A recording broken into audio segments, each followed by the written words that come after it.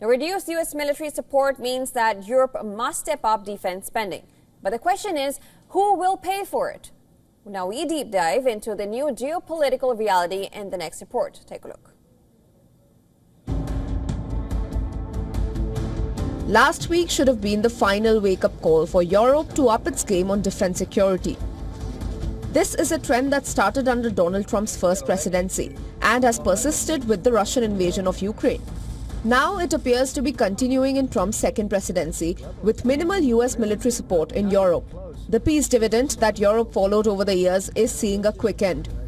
What is the peace dividend? Europe used cuts in defense spending as a vehicle to keep fiscal budgets in shape and leaning too long on the US. The end of the so-called peace dividend is now forcing Europe to increase defense spending and invest in its own domestic military industry. This brings new questions to the fore. And the economic dimension, guns and money.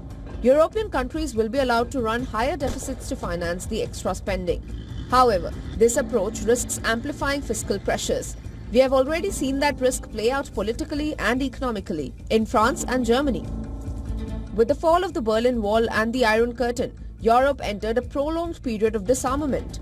According to Bruegel estimates, government spending on military equipment amounted to an average of 0.3% of GDP between 2008 and 2020.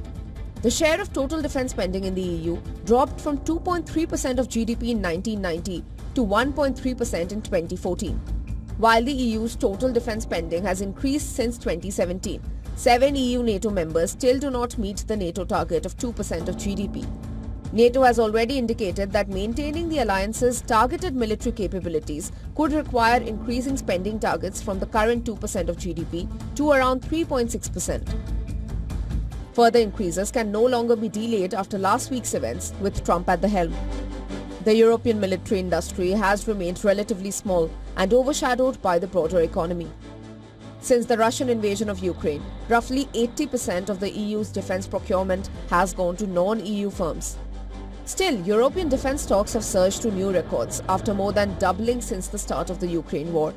Currently, the industry has a turnover of around 70 billion euros and employs about 500,000 people. Investing about 4% of GDP could have a substantial impact. The heat is on and discussions in Europe are gaining momentum. The focus has shifted from if to how to increase defense spending. Various figures are still being debated.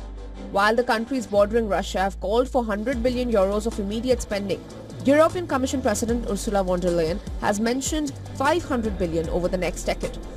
However, the question arises, how will Europe pay for it?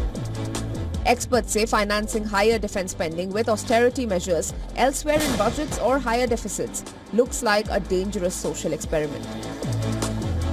Business Bureau, Beyond World is One.